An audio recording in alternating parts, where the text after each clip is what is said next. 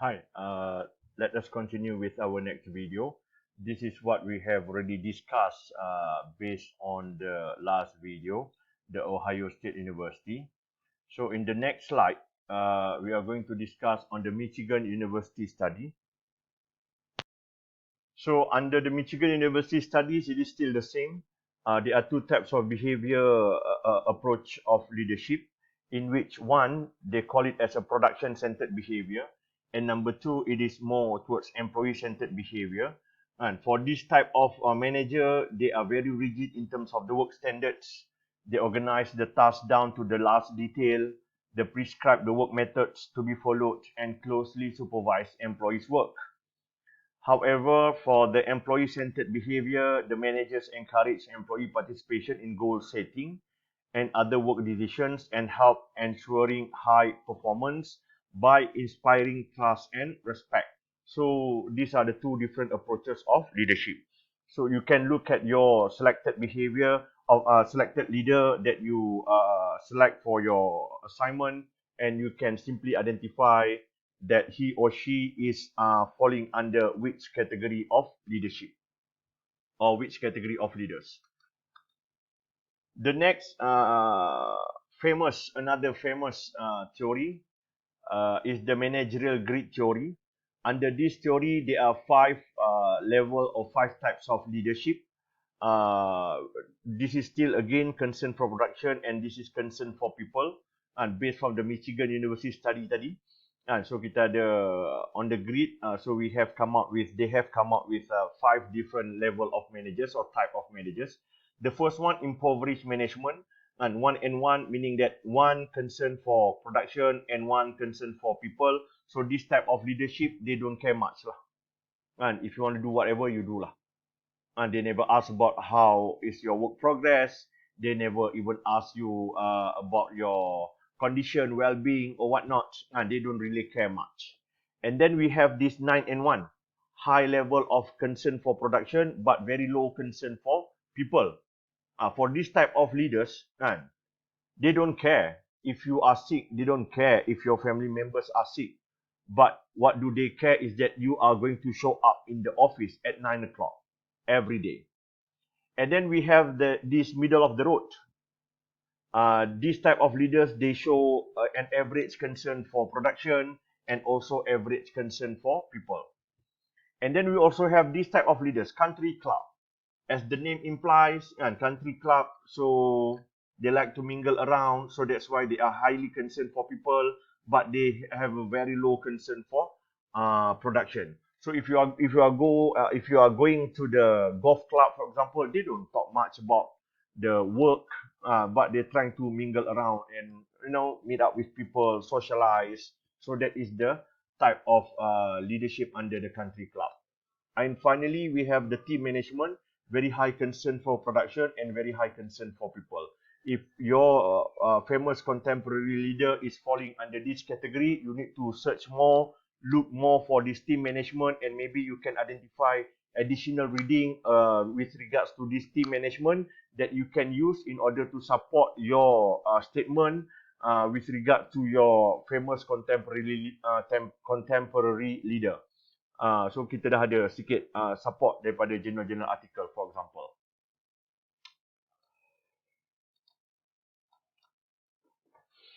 And then the next one, we are going to discuss on the situational model, Hersey and Blanchard life cycle theory, the situational model. It shows that the leadership behavior of a leader would change accordingly based on the level of maturity of the employees. Kan, macam kita tengok tadi lah kan, if you are in the beginning of your employment, so they would have this type of leadership, telling and directing. Followers must be instructed on what and how, when and where to do various tasks. The manager initiate decision making. The telling part, leader still provides a great deal of direction but attempts to hear followers' feeling about the decision, ideas and suggestions. The third phase, participating, employees have more ability and achievement motivation, actively seeking greater responsibility. Leaders provide recognition, actively listen and facilitate decision making. And finally, delegation. Followers no longer need direction from managers. Leaders can reduce the amount of support and encouragement. So this is the Hersey and Blanchard life cycle theory. This is the high and low. This is the telling part, selling part, participating part, and delegating part. And then we have another path goal theory, emphasizing this is more towards orientation type of leaders, because they tend to allow employees to set the goals that you are trying to achieve. They invite you for a discussion, and so that is under the path goal theory, emphasizing the leader's role in clarifying for subordinates how they can achieve high performance, and it's associated with rewards. So if you are able to do this, and this is your reward that you are going to achieve. According to the path goal theory of leadership, leaders perform 4 primary types of behavior. Directive behavior is leader behavior aimed at telling followers what to do. This is pretty much the same. And how to do it. The leader indicates what performance goal exists and precisely what must be done to achieve them. And then supportive, participative, and one thing that is a little bit different is achievement behavior. Achievement behavior is leader behavior aimed at setting challenging goals for followers to reach and expressing and demonstrating confidence that followers will meet the challenge.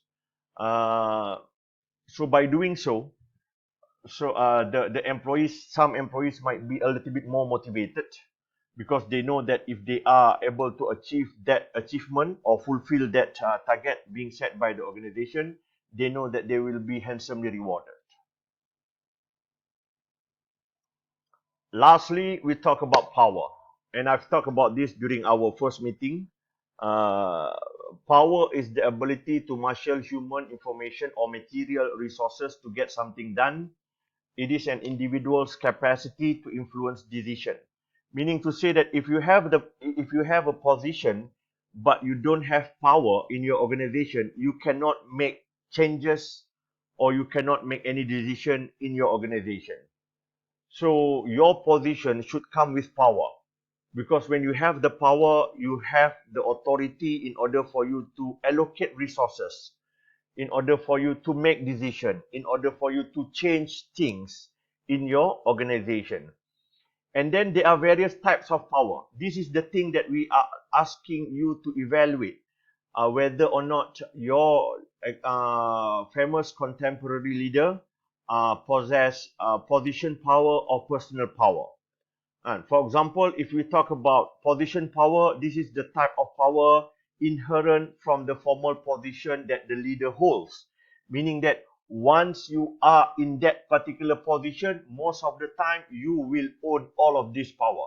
Meaning to say that you are going to have legitimate power, which is the power that stems from formal authority. He or she can direct you. He or she can ask you to come for a meeting, and it is a compulsory meeting that you need to attend whether you like it or not. And so that is the legitimate power. For example, like this power owned by JPJ, PDRM, they can sanction you, they can give you tickets, and if you violate any rules. And then we talk about information power. You have the power to control over information. You can control what to be distributed and what not, if you are in the higher position. And then you have the power of coercive power, power to discipline, power to punish, power to withhold rewards. For example, lecturers and students. If you don't submit your assignment in the stipulated date, and I will not mark your assignment, for example, I have that coercive power. I can punish you, I can withhold rewards. So that's what we mean by coercive power. And also rewards derived from control over tangible benefits, example, promotion, work schedule. For example, if you are as a CEO, you can grant additional reward for certain employees because they are outperform many employees in the organization, because no, their performance is far greater than the majority of the employees within that department or within that organization. And then as a leader as well, we also possess personal power. This is the power that derives from interpersonal relationship between a leader and his follower. And under the personal power, we have a referent power and expert power. Expert power, we are referring to the power to influence another person because of expert knowledge and competence. For example, doctors, engineers, lawyers, and they hold this expert power.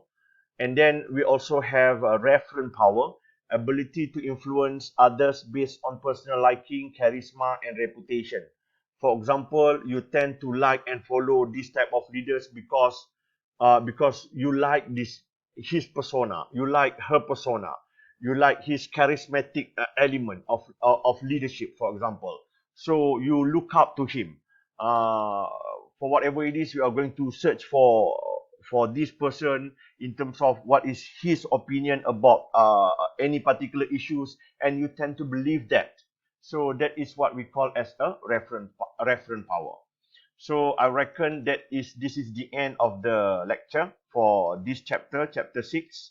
Again, if I were you, I would go through the notes from the textbook. And if I were you, I would go again, over and over again, the video as well as the notes, the slides notes that I have shared with you earlier on, and try to answer the questions accordingly. Okay, so all the best. I'll see you in the next video. Ciao.